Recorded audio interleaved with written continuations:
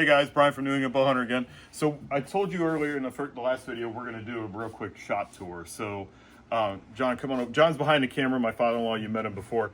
So this station right here, we got a saw for doing all of our arrow work, and we're going to show you guys that. We're going to do some arrow builds and go over all that kind of stuff. Come on around here, John. And so that's going to be really interesting because a lot of people, the first place they start off with working on their own bows is right over there, just building their own arrows, because it's pretty simple. A lot of people make it a lot more difficult than it needs to be, but it's really not. So we'll do some arrow builds. Okay, so over here, and one of the things I'd like to talk about when it comes to working on your own equipment is this. I recommend that everybody does it. One of the things about these bows, and I got a couple of my bows hanging here, is that these things are pretty complex, and you know, everybody wants to go get a bow and then they let a bow shop set it up for them. And I was just as guilty of this in the beginning. It's real easy to let a bow shop set your bow up for you, and then you know, you look at these things and they're pretty complex, and then you get out there in the field and sometimes things start to make weird noises, or they don't shoot the way you expect, or they don't feel the same way as they did when you were shooting them in your backyard, and you don't know what's going on with them. So the best thing I can recommend is start working on your own equipment. And if that starts with the arrows, and then you buy yourself a vise like right here, and you start doing things like setting up your rest, or putting on stabilizers, or putting on your sight and leveling your sight, I highly recommend everybody starts working on their own equipment, because then you actually have an understanding of what you're doing. You understand how to set it up, and then if something goes wrong when you're not near a bow shop, you're able to fix it on the fly, and you can keep yourself in the field. So what do we have here? We have a bow vise. I got my toolbox full of tools, and then over here is the press. Some of this stuff is pretty expensive, I understand that, but just take the time and start setting some money aside, a little bit at a time, and that's how I did it. And I was able to put the money aside and buy these things as I could, and then I started working on my own stuff. And that's what I plan on doing, is showing people how to do this stuff so that you can work on it and not be afraid to do it, because it's really not that challenging once you start getting into it. And that's what I want. I just want people to be smarter about their equipment, better at working on it and understanding it, so that they can have the confidence to know what they're doing in case something happens, and not have to run to a bow shop. Or you may not even be close to one, or you might have a good bow shop or may not have a good bow shop near you because you don't trust the people to work on your stuff. So that's one of the biggest goals that we want to try to do here with this channel, is give people more confidence with their equipment so that they can understand it better. So if you got anything out of this video, please follow along, like and subscribe, drop your comments for what you want to see us work on, and we'll do our best to get that stuff done for you. And anything you're looking for, let us know. If it's anything, you know, like on a string, if you want to learn how to redo the center serving, or if you want to learn how to put a peep in, let us know and we'll do it.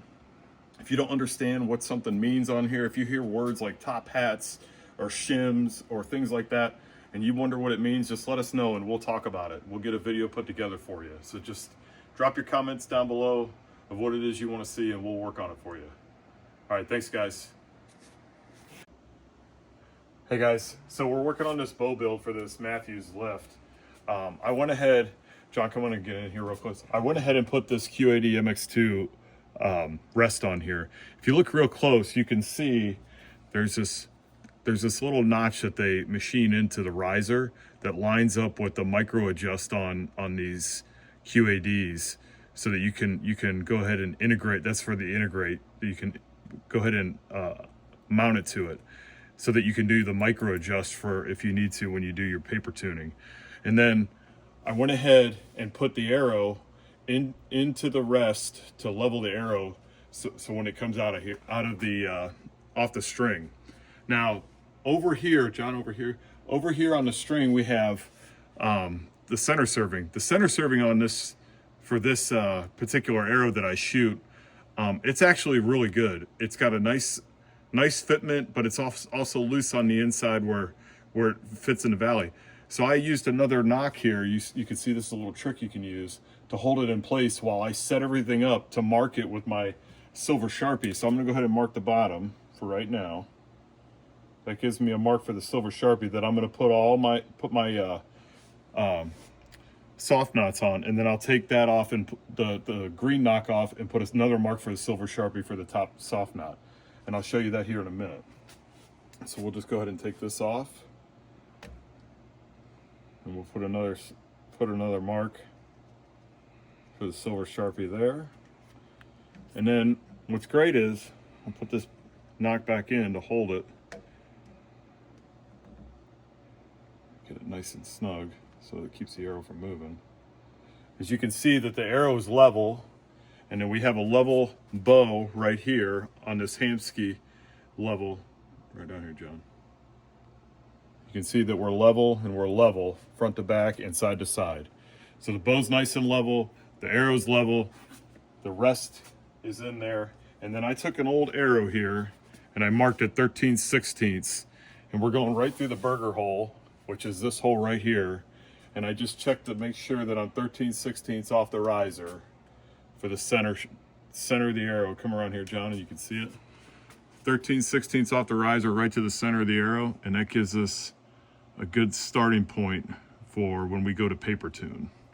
Okay, so that's how we're going to start off with, and then I'll go ahead and set the I'll set this rest to where it's at, and then we'll go from there.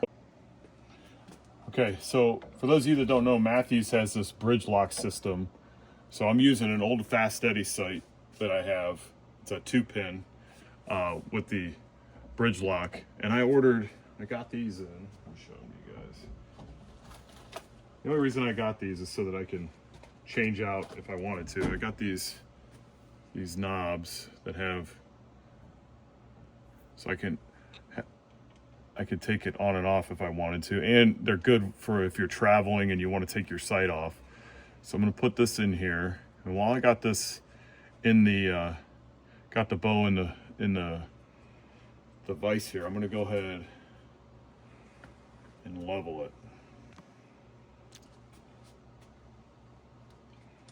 So let's go ahead and turn it real quick, get it back level.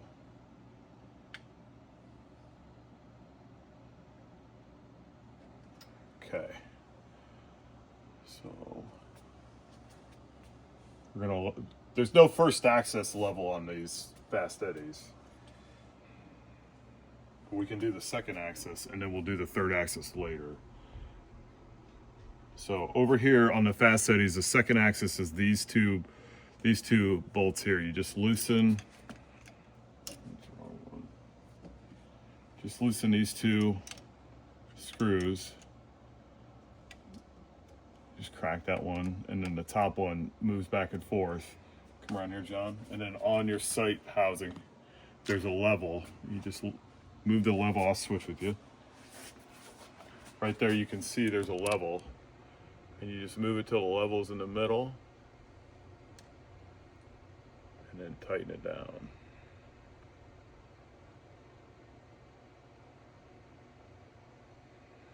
Okay. That takes care of that second axis, and then we'll do the third axis once I can shoot it. Now, one other thing too with these Q80 integrates is, since I have a press, I'm going to put it through the cable. If you didn't have one, they offer over here, John. So they offer a clamp that you can put on the cable itself. They offer a clamp that you can put on the Q80, and then this bracket goes on the back there where you saw the integrate screw, and that locks it right in place. So we're going to put that bracket on.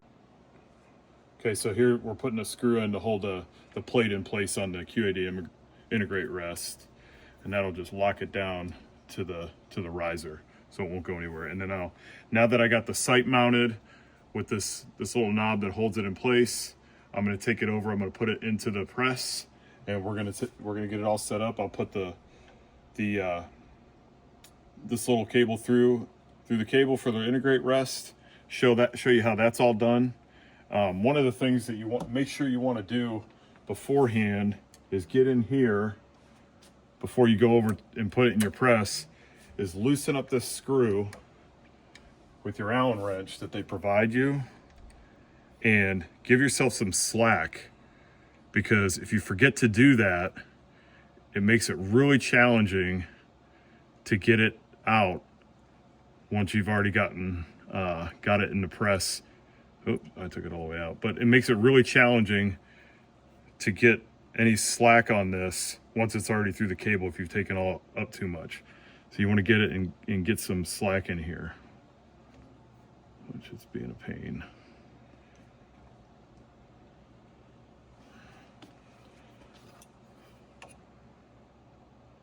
Here we go.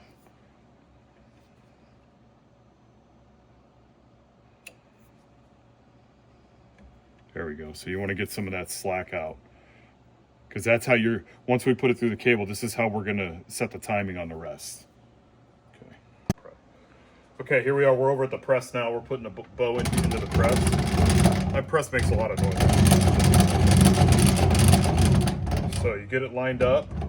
Mathews has these great little indents here for you to put it in the press and line it up, and then make sure that they're lined up properly. And then as you tighten, you'll see it start to take the pressure off your string, which is perfect. That's what we want. Now on your string here, every string comes in with this another piece of string in here, and that separates your bowstring right down the middle. I like to just leave that in and slide it up out of the way, and then when you get ready to place your peep, that gives you an indicator that you're right down the middle of your bowstring, is by leaving that in there. So I'll show you how to do that here in a minute. But for right now, while I'm thinking about it, I'm gonna go ahead and I'm gonna put this, get this timing string cord through the cable for the QAD. Now, one thing I'll tell you is, there we go. This is my first year using a QAD. I've always used Hamskys, and they're different. Hamskys are Lin-driven rests, which I enjoyed using those. They're bomb-proof, but I'm giving this QAD a try. So once I get some arrows through it, I'll be sure to talk about the differences that I've seen and what I noticed. One thing I'll tell you, I went on an elk hunting trip out in Utah last year, and I love Hamsky rests. I'm not going to talk anything bad about them because I really enjoyed it. But the one thing I didn't like, and I could show you, I have another QAD around here. The one thing I didn't like about the Hamsky on a QAD is it captures the arrow and it holds it in place. So you can flip that up and it'll hold your arrow for you. On the Hamsky, it doesn't have that. So I was walking around always having to keep my finger wrapped over the top of the Hamsky while I was spotting and stalking. And that's very challenging. Now I know a lot of whitetail guys, especially including myself, but a lot of whitetail guys like the QAD rests for the fact that you can flip up the rest, it'll hold the arrow, they can leave it hanging in a tree and they never have to worry about it. I would say that a Hamsky is better suited for, in my experience, better suited for whitetail hunting than for spot and stalking for sure.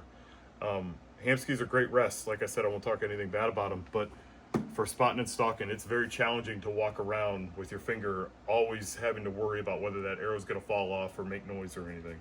So that's what really kind of drove me to want to give this a try. So I'll let you know after I shoot some arrows through it what I think of it. So, okay, next thing I'm going to do is I'm going to set this peep in here. Get the peep installed, and then I'll put on the soft knots and tie the D-loop. I always set my peeps out to right around 50 yards. I like to do that so that I can, because I shoot, I could shoot distances out to 80 and 100 yards. So what I'm going to do with this peep is I'm just going to tie it around the peep in this track here, for now. And then when I get a chance to go outside and shoot out to 50, what I'm going to do, or check it out to 50 and shoot longer distances, that's when and I'm satisfied with it, that's when I'll tie it in. I tie my peeps in a little different than some people. Some people tie them in and take it all the way around and everything. And I just put 22 knots on this side and 22 on this side, and then tie it around here. And I'll demonstrate. I'll do a peep tie-in at some point. Let me take this out. I'll show you guys how I do that.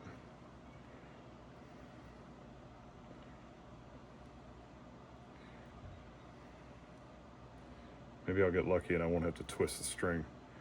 One thing to remember, if you ever have your peep to where you get it to where you need to twist your string at all,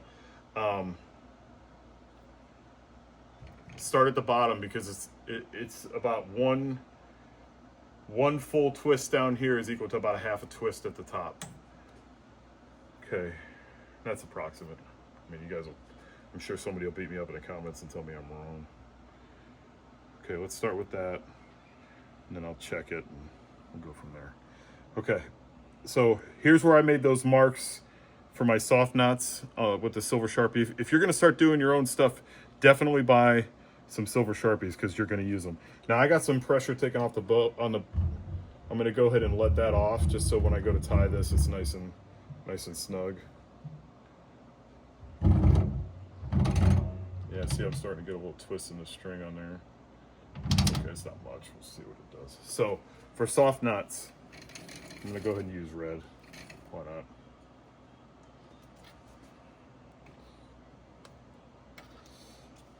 It's pretty simple. It's not challenging. And I like the MFJJ method. I like to use some beeswax wherever the heck I put it. So I take some beeswax. You can see it right here. Just run it over your string, over your soft knots, and over your D-loop material, and over any of your BCY. Just it helps to lock it in. And this is not hard, you're just tying knots. Some people overthink this stuff. But I put one on the top and the bottom. The reason I put one on top and one on the bottom is to help prevent knock pinch. Okay, and when you tie these, you don't need to tie them so tight that you're busting through the center serving. You just want to snug them up. You're not trying to Hercules this stuff. You're just tying it so that it's nice and snug. And I got a little bit too much of the BCY, but that's okay. So I put one on there like I just did, and then right up against it, and then you just tie the other ones right up to it to hold it in place.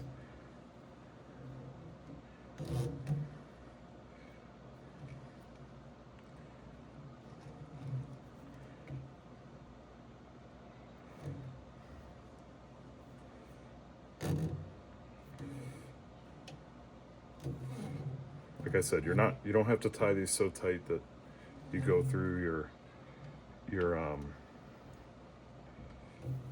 your center serving. You're not trying to do that. You're just trying to make this so that it'll hold it. And then what I like to do is the last one, tie it down on top, make a nice square knot.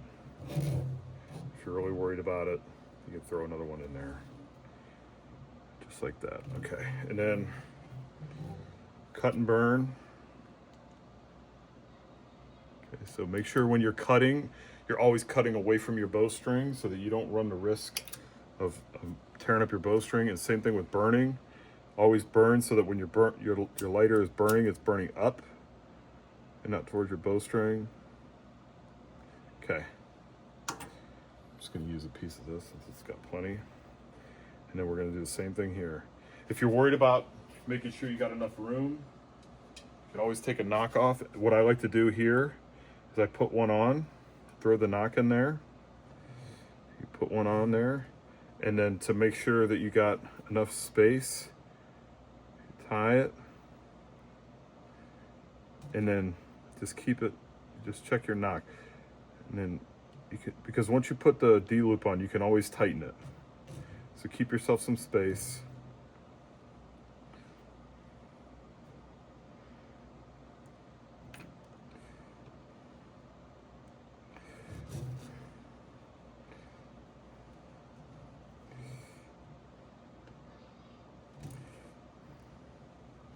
Okay. Okay, just like this. Okay, so now we're gonna tie a D-loop. I know there's a ton of videos about tying D-loops. Some people do it one way, some people do it another. This is the way I like to do it. So it's pretty simple. I like to pull out a nice chunk of it. I do it a certain way. I know some people measure theirs first, but this is just how I like to do it. So it gets, some people overcomplicate this. What you do is you just pull it, like you just throw it through like this, and then you just bring what you need, what you think you're going to need for your strings. It's that simple. You start out like that. Okay? Keep your long one in towards the inside, and then your short one. The reason I do this is because if you just go with the method of throwing like a 4.5 inch piece or 4 3/4 inch piece, and you put your whole D loop, and then you take your pliers, your sets of pliers, and you just get in the middle and you just crank down on it. Your 2 knots in this inside are going to be tight, but your outside ones won't be very snug. But by doing it this way that I'm going to show you, you'll end up with both knots, the inside and the outside knot on both sides, nice and snug. So what you do is you start like this, and this is kind of it can be kind of tough because you don't have the melted end. But so you snug the outside knot first, like such, right? Now that outside knot's tight. The inside knot will get tight when you do the last part that everybody always does. So now you come around just like normal, back inside just like normal, okay? Get it to the length you think you're gonna need it, go shorter, because once you snug it up, it's gonna get tight. And then, okay, let me grab my lighter. And then back over the string, okay? Just like that. Back up. Okay. You should have 2 opposite facing knots when you're all set, just like this. Okay? You see it? Okay, now what you do is the same thing I just did. I ended up with a little bit too much D-loop material, but that's okay. I'm all right with it. Snug the outside, just like before.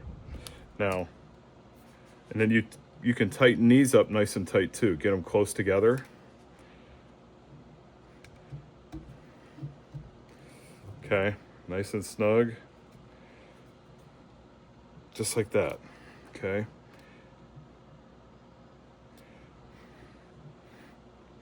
Okay, same on this side. Same on the first one you did. Get them nice and tight together. Okay, now what you do is you take your scissors. You gotta leave enough of this end so that when you cut and burn it, you end up with a ball.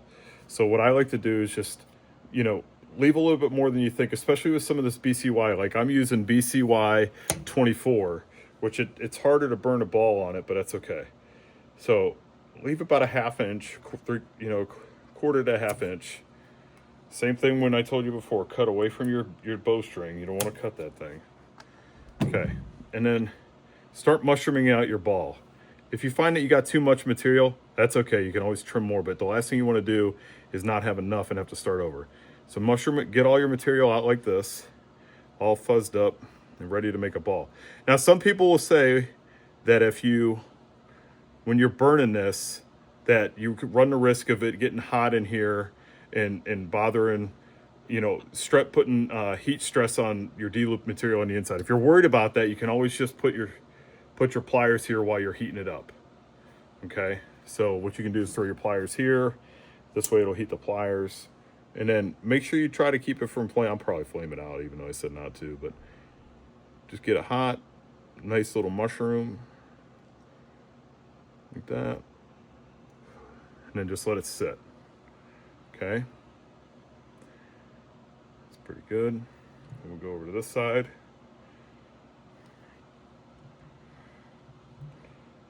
Do the same thing.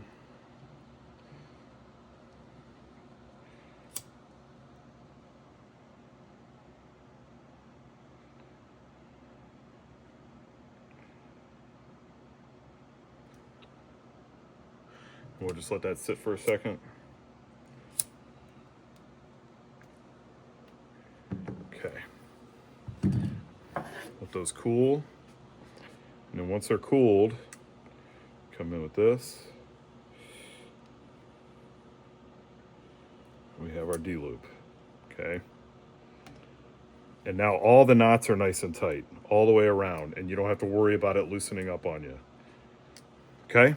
That's how I tie a D-loop.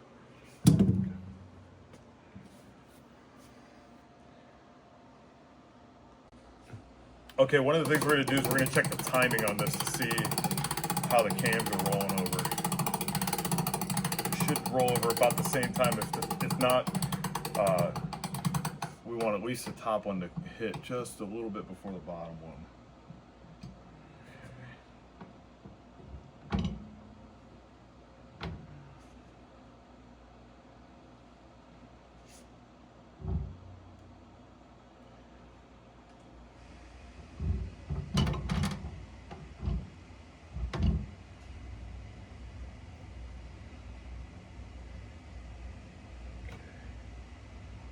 Pretty close.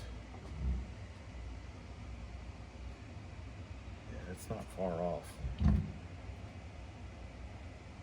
that's even after putting the rest cable in there. So that's pretty good. Okay, so timing's good. If the timing was off, what we would do is we'd add a twist in, or take a twist out in the cables in order to get the cams to come over at the same time at full draw. So the timing looks good. The only thing we got to do is adjust the peep, because the peep is definitely out on this. So we'll get the peep fixed.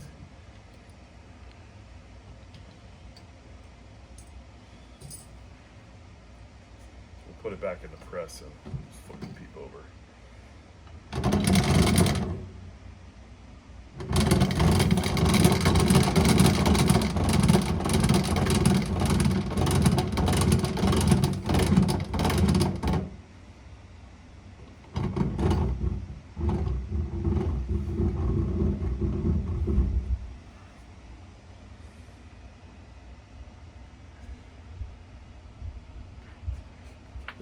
Of course I dropped it.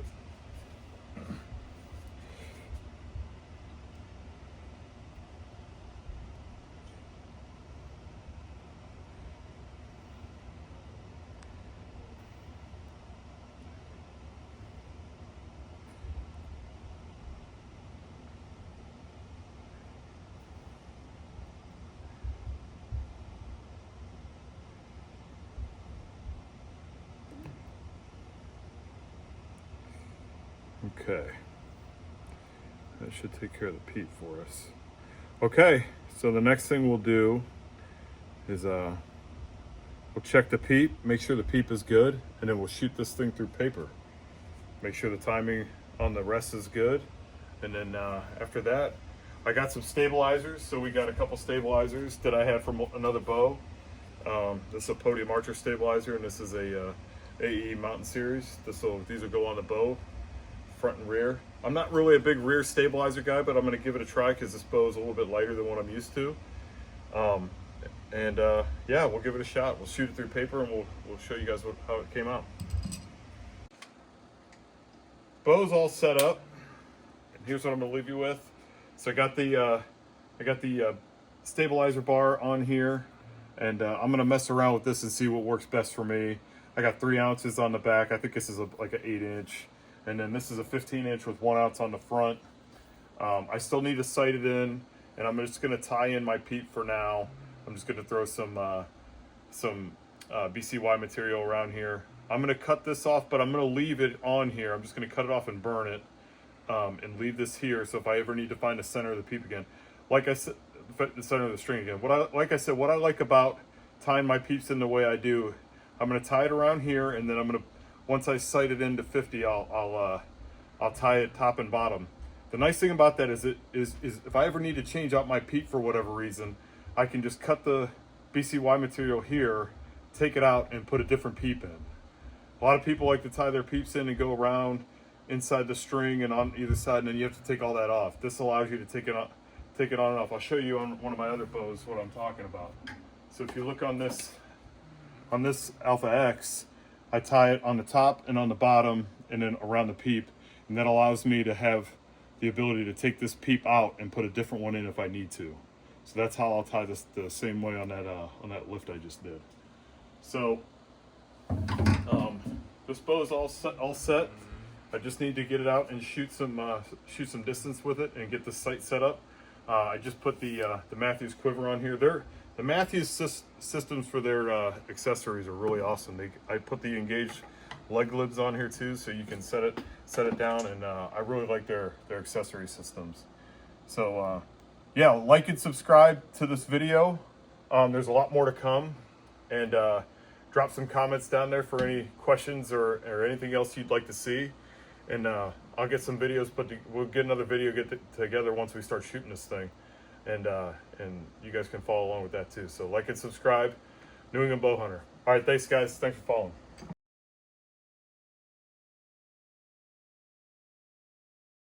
All right, we're gonna shoot this through paper, see how it turns out. Oh boy, that's looking pretty good. Looks like we might be pretty close. Okay, we'll make an adjustment. Okay, we're on. Okay, we're gonna go ahead and check the paper tune on this bow.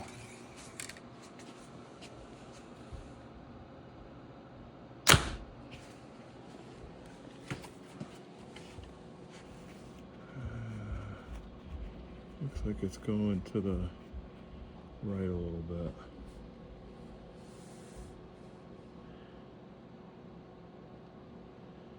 Okay, we're on. All right, we did a little bit of an adjustment. We're going to see how this looks.